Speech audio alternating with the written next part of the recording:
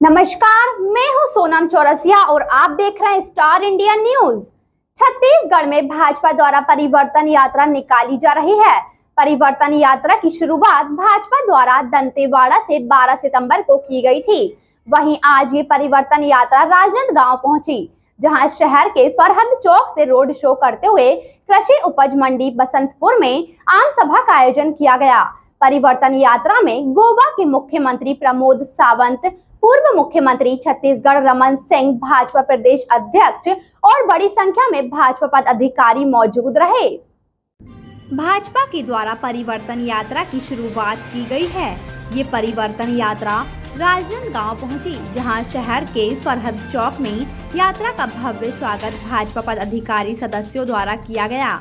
यात्रा road show करते हुए राजनांदगांव शहर के कृषि मंडी बसंतपुर पहुंची, जहां आम सभा का आयोजन भाजपा द्वारा किया गया। आम सभा में गोवा के मुख्यमंत्री सहित बड़ी संख्या में भाजपा के वरिष्ठ पदाधिकारी और सदस्य मौजूद रहे। इस दौरान पत्रकारों से चर्चा करते हुए गोवा के मुख्यमंत्री प्रमोद सावंत ने कहा कि परिवर्तन यात्रा का जो माहौल छत्तीसगढ़ में बना है, निश्चित रूप से मैं ये कहूँगा, यहाँ कमल खिलेगा। डबल इंजन की सरकार फिर आएगी। भाजपा की सरकार छत्तीसगढ़ में बनेगी। भाजपा को लोगों का, किसानों का बहुत बड़ा समर्थन मिल रहा है। जिस तरह से झूठे वादे करके कांग्रेस ने यहाँ की सत्ता हासिल की है, लोगों को पता चला है इसे कुछ होने वाला नहीं है। एक बार फिर यहाँ के विकास को आगे बढ़ाने के लिए छत्तीसगढ़ में भाजपा की एक बार फिर सरकार बनेगी। भाजपा की परिवर्तन यात्रा में बड़ी संख्या में लोग मौजूद रहे। कृषि मंडी बसंतपुर में आम सभा में सैकड़ों की संख्या में ग्रामीण और भाजपा कार्यकर्ता मौजूद रहे। वहीं पत्रकारों द्वारा चावल खरीदी को लेकर पूछे गए सवाल में गोवा के मुख्यमंत्री प्रमोद सावंत ने कहा कि पूरा चावल तो केंद्र सरकार ही खरीद रहा है, चाहे तो आप वेरीफाई करो। मोदी जी क्यों झूठ बोलेंगे? ये मोदी जी का वादा है कि जितना चावल यहाँ तैयार होगा उतना चावल केंद्र सरकार खरीदेगा, नहीं तो ये कहाँ चावल बेचते।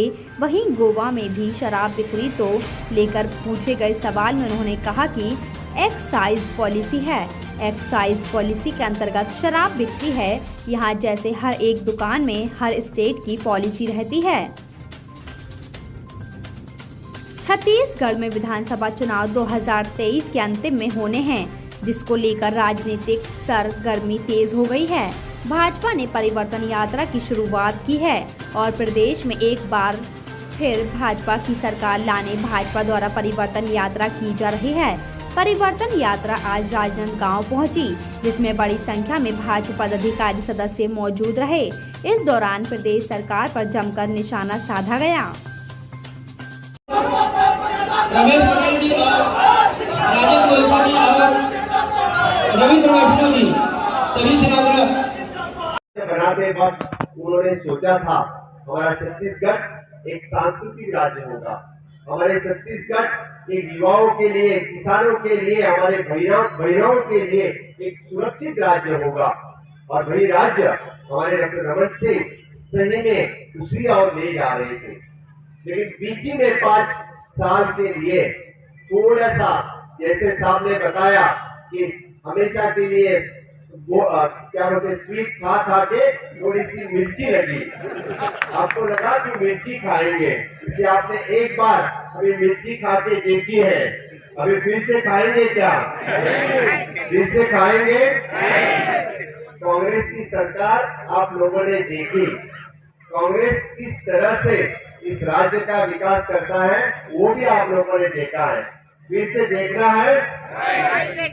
यहाँ पे जो डबल इंजन का सरकार जिस तरह से विकास कर रही थी, वो विकास आप सभी ने रोक लिया है, या कांग्रेस की सरकार ने रोक लिया है।